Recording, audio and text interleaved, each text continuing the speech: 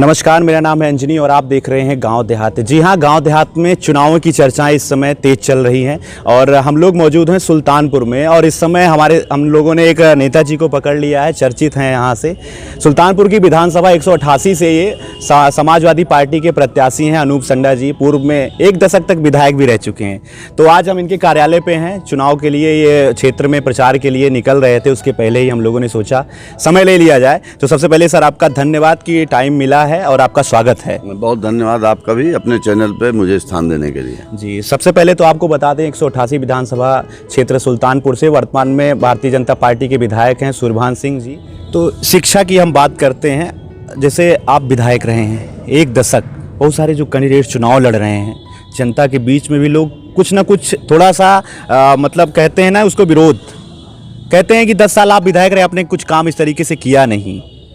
तो शिक्षा के बारे में अनूप संडा जी के कार्यकाल में क्या स्थितियां बेहतर थी? 5 साल में क्या कुछ उसमें सुधार हुआ कि नहीं हुआ? और आप चुनाव लड़ रहे हैं तो आपके साथ लोगों की अपेक्षाएं जुड़ी होंगी कि भैया आ रहे हैं, कुछ ना कुछ अच्छा करेंगे। देखिए, शिक्षा के क्षेत्र में हम लोगों ने बहुत अच्छा काम हमारी सरकार ने किया था। मेरे 10 साल के कार्यकाल में सुदूरवर्ती जिन गाँवों में बच्चों को प्राइमरी शिक्षा के लिए 5-5 किलोमीटर जाना पड़ता था, उन तमाम गाँवों में प्राथमिक विद्यालय खुलवाए गए। हमारी सरकार में ही समाजवादी अभिनव विद्यालय का प्रयोग हुआ था।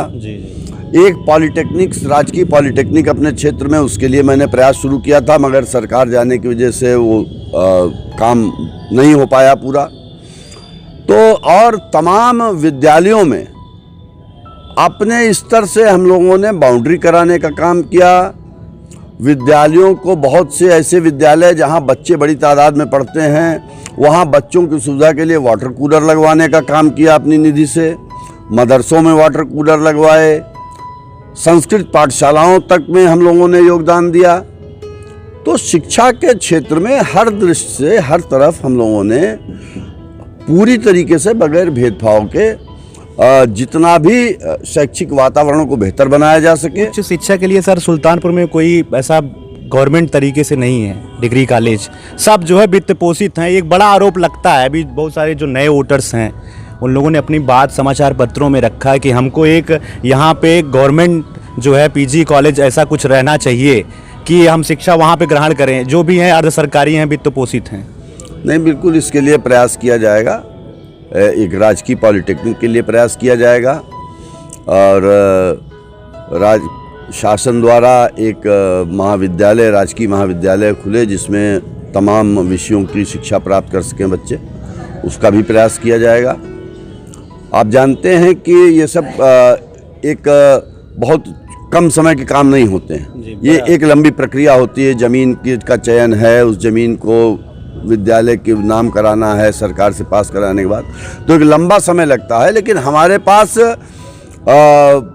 अभी से बोलना वो बात मुंगेरी लाल के हसीन सपने हो जाएगी, लेकिन 10 साल रहने के दौरान हमारे पास पूरी कार्य योजना उस समय भी तैयार थी कि अगर तीसरा कार्यकाल आता है तो हमको क्या करना है। तो वो फाइल अभी भी हमारी बगैर धूल खाए हुए रखी हुई है। तो आप तो उसके साथ मुद्दे के साथ आ रहे हैं। अगर 10 मार्च को मौका मिला तो अगले सप्ताह से ही विकास की योजनाओं के प्रस्ताव जाने शुरू हो जाएंगे, जिसको सुल्तानपुर की जनता देखेगी। हमारा था वो अभी तरीके से पूरी क्षमता से काम नहीं कर पा रहा है। मिनी ट्रॉमा सेंटर पूरी क्षमता से काम नहीं कर पा रहा है। जिला चिकित्सालय की इमरजेंसी रेफरल सेंटर बन करके रह गई है, जहां से मरीजों को इलाज मिलने के बजाय सिर्फ लखनऊ रेफर करने का काम किया जाता है। अस्पताल में बाहर से शासनादेश होने के बावजूद रोगियों के, तीमारदारों को दवाइयाँ बाहर से खरीदनी पड़ रही हैं। प्राथमिक स्वास्थ्य केंद्रों और सामुदायिक स्वास्थ्य केंद्रों पर डॉक्टर नहीं बैठ रहे हैं, स्वास्थ्य कर्मचारी नहीं बैठ रहे हैं। पूरी स्वास्थ्य व्यवस्था चरमरा गई है और इसको हम लोगों ने कोरोना का जो अप्रैल मई में लहर आई थी 2021 में, उसमें देखा कि किस तरह से लोगों ने ऑक्सीजन के अभाव में दम तोड़ा। 6 वेंटिलेटर सुल्तानपुर के जिला चिकित्सालय में मेरे समय में खरीद करके लाए गए थे। उन वेंटिलेटर्स को चलाने के लिए 5 साल में स्टाफ नहीं मिल पाया, माननीय विधायक जी को प्रयास करने का मौका नहीं मिला। तो स्वास्थ्य सेवाएं पूरी तरीके से राम भरोसे हैं। जी जी जी। हमारे हाथ में सर कुछ आंकड़े हैं।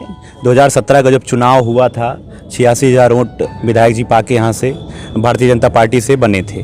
वर्तमान में जो है उसके बाद बहुजन समाज पार्टी थी तीसरे नंबर पर, आपका जो है कुछ ही अंतर से आप चुनाव तीसरे पे पहुँचे थे। तो जो दूसरे नंबर पे बसपा के कैंडिडेट थे वो जो है वर्तमान में सपा में शामिल हो गए हैं, और जो बीएसपी के कैंडिडेट हैं उनके लिए कहा जाए तो मतलब नया मौका है। तो ये जो वोटर्स हैं जो आपको मत मिला था, कहाँ तक आप चाहते हैं कि 53,000 आपका बरकरार है, कुछ में नए जुड़ेंगे, क्योंकि आप प्रत्याशी पुनः घोषित हुए हैं समाजवादी पार्टी से? देखिए, इस बार समाजवादी पार्टी का हमारा लक्ष्य 1 लाख से ज़्यादा वोट प्राप्त करने का है इस विधानसभा में। और जो क्षेत्र में जनभावनाएं दिख रही हैं, हमारे कार्यकर्ताओं का जो उत्साह और श्रम है, और जो इस सरकार की असफलता से आम जनता में नाराज़गी है, इन सारी चीज़ों के दृष्टिगत हमको पूरा इस बात पे आत्मविश्वास है कि 1 लाख से ज़्यादा वोट इस बार समाजवादी पार्टी को इस विधानसभा क्षेत्र में मिलने जा रहा है। रोजगार की बात करेंगे तो विगत वर्षों में रोजगार का सृजन, जैसे आप शहर की ये सीट है और शहर में आपका ज़्यादा, शहर में निवास स्थान भी है, यहाँ के जो लोग हैं चाहे वो जो है व्यापारी वर्ग के हैं और सारे लोग हैं, ऐसा माना जाता है कि अनूप संडा के वो बहुत खाटी सपोर्टर हैं। ये लोग मानते हैं, कहते भी हैं कि हर जगह पे गांव देहात हो या फिर शहर में लोग हों, सब उनके सपोर्टर, लेकिन उनके लिए अभी तक मतलब व्यवस्था परमानेंट नहीं हुई। यहाँ पे सड़क का चौड़ीकरण हुआ, बहुत सारे लोगों की दुकानें गई और सारी चीज़ें, समस्याएं आई। तो सरकार की ओर से या फिर आपकी ओर से ऐसा कुछ आप पद मिलता है तो कुछ उनके लिए परमानेंट व्यवस्था, स्थायित्व तो एक दुकान की मिलेगी कि नहीं मिलेगी? देखिए, बिल्कुल आपने अच्छा सवाल किया, और मैं बताऊं कि भारतीय जनता पार्टी द्वारा मेरे ऊपर लगातार ये आरोप लगाया जाता रहा कि सुल्तानपुर नगर में जाम की व्यवस्था के लिए अगर कोई आदमी जिम्मेदार है तो अनूप संडा है। नारा लगाया जाता था कि जहां सड़क पे गुंडा है वहां अनूप संडा है। यानी जो भी सड़क पे ठेले वाले लग रहे हैं, जो लोग बेचारे 500 रुपये 1000 रुपये की पूंजी से अपने परिवार का पेट चला रहे हैं, उनको गुंडा घोषित किया गया और उन गुंडों का संरक्षक संडा को घोषित किया गया। और 5 साल मेरे न रहने के दौरान उनके ऊपर खूब अन्याय अत्याचार हुआ। लेकिन मेरा यहाँ सवाल यह है कि क्या नगर को जाम से मुक्ति मिल पाई? आज 5 साल पहले जो नगर में जाम की स्थिति थी उससे भी ज़्यादा बदहाली की स्थिति है। चौराहों पर त्यागीपुर चौराहे से बस स्टेशन पहुँचने में एक दिन मेरे एक साथी को 1.5 घंटे का समय लगा। एक दिन मैं गबड़िया के ओवरब्रिज पे फंस गया और 2.25 घंटे बाद मैं अमाहट पहुंच सका।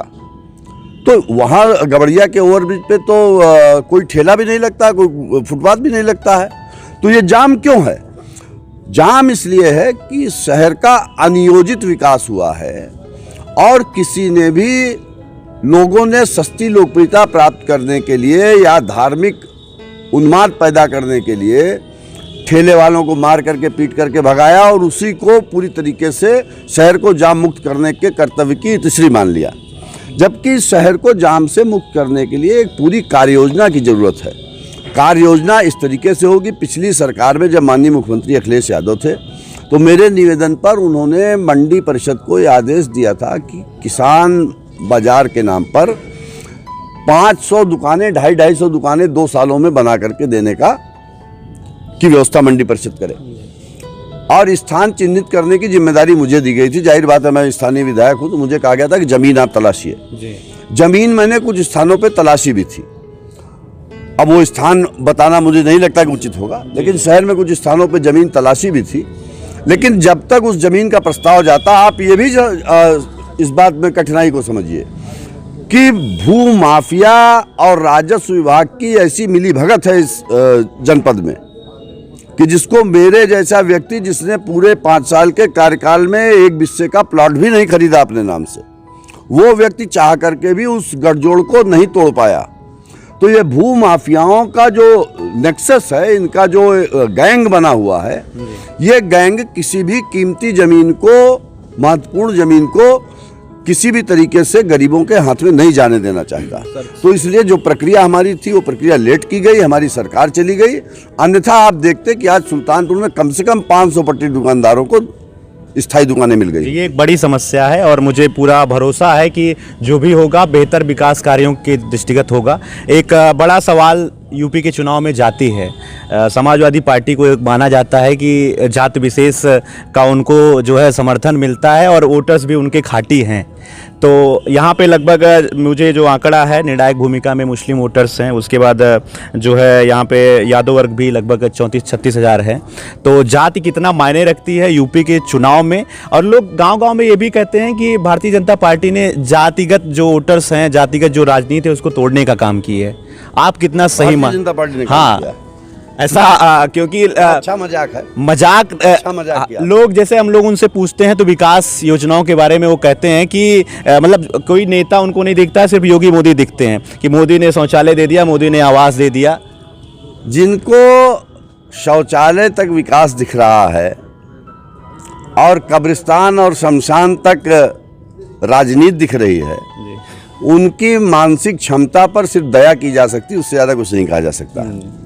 विकास इस सरकार में क्या हुआ है? बेरोजगारी दर ऋणात्मक रूप से 9.2 है उत्तर प्रदेश की।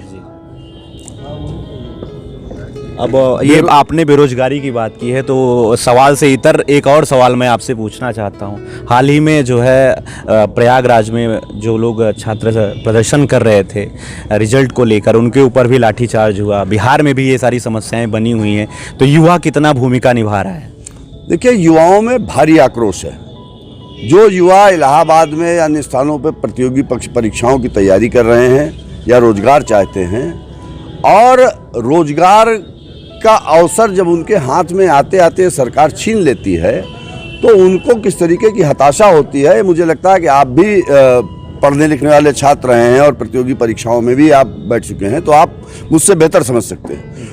मेरा यह मानना है कि प्रतियोगी छात्र और ऐसे छात्र जो रोजगार की तलाश में हैं, बुरी तरीके से हताश हैं, सरकार की तरफ से आक्रोशित हैं। और इलाहाबाद में जो लाठीचार्ज किया गया है, वो लाठीचार्ज इस बात का संकेत देता है कि अगर यह सरकार आने वाले समय में भी कायम रही तो फिर किसी के लिए अपनी रोजी रोटी का सवाल उठाना भी संकट हो जाएगा।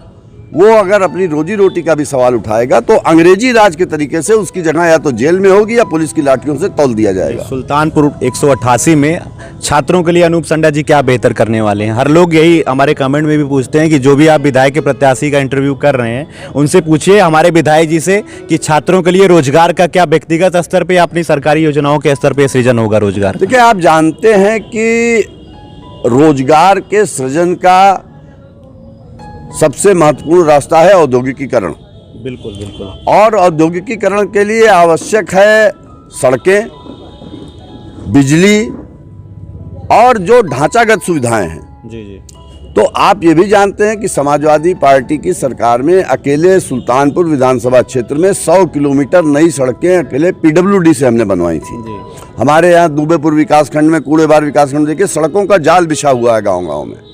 तो जो ढांचागत विकास करने का था उस प्रयास किया गया है।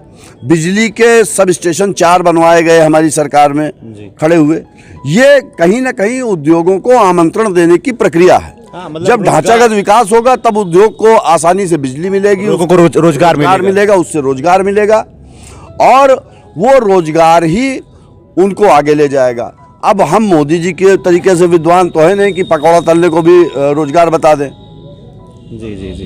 और पकौड़ा भी जब से नया तेल आ गया योगी जी वाला, हमारे एक मित्र ने, हाँ, वो जो जिसमें फोटो लगी हुई योगी जी की, अच्छा, जो वो मिल रहा था जी, एक हमारे मित्र ने वो तेल लेकर के कुछ से पकौड़ा तलने की दुकान खोली थी। सुबह में खोली और दोपहर में बंद हो गई, क्योंकि उस तेल का स्तर ये था कि लोग आकर के पकौड़ा उनके सर पे डाल के चले गए। अच्छा। तो कुल मिला के मतलब राजनीतिक तरीके से लाभ लेने की बातें हो गई थी। सड़कों की अभी आपने बात की, तो एक यहीं पे आपके विधानसभा क्षेत्र में ही कटका से मायंग धनपन को जोड़ने वाला एक सड़क है। बड़ी समस्या है, लोगों ने वहाँ प्रोटेस्ट किया, छात्रों ने भी धरना दिया, स्थानीय ग्रामीणों ने वहाँ पे बोर्ड लगा दिया कि सड़क नहीं, रोड नहीं तो वोट नहीं। तो कभी आप उस रोड से गुजरे हैं? इसका जवाब एक शेर के माध्यम से देना चाहूँगा। बिल्कुल, आप शेरों के, शायरियों के भी शौकीन हैं।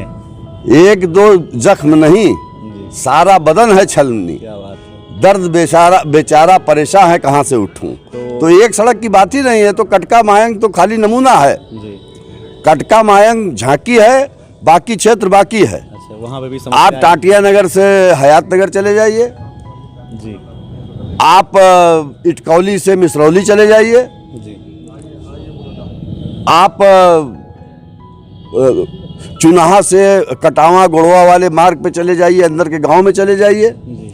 सड़कों पर गिट्टियां बची हैं बाकी सब और उनके मेंटेनेंस का खर्च कोई भी काम नहीं हुआ है। गड्ढा मुक्त सिर्फ एक सड़क, ये सबसे फूहड़ मजाक है माननीय लोक निर्माण मंत्री जी और सरकार द्वारा। तो बड़ी समस्या सड़कों की बनी हुई है। कुछ सवाल और हम आपसे लेना चाहेंगे। सोशल मीडिया का ज़माना है, कोरोना के नए वेरिएंट की वजह से चुनाव आयोग ने जो रैलियां हैं बड़े बड़े जहां से लोक लुभावने वादे करते हैं नेता, उसको बंद किया है। डिजिटल तरीके से प्रचार चल रहा है, सूचना क्रांति का दौर काफ़ी आगे बढ़ा है। तो यहाँ सबसे बड़ी समस्या सोशल मीडिया पे लोग राजनीति शुरू कर देते हैं। अभी आप मुझे 27 तारीख को आप घोषित हुए थे, 26-27 में, और उसके बाद आप जो है कुछ फ़ोटोज़ वगैरह वायरल हुआ, कहीं आप दरगाह में जाके इबादत कर रहे हैं। लोग उसको कह रहे हैं कि फिर से मतलब एक वर्ग विशेष, समुदाय विशेष को लेकर टिप्पणी भी कर रहे हैं आप पे।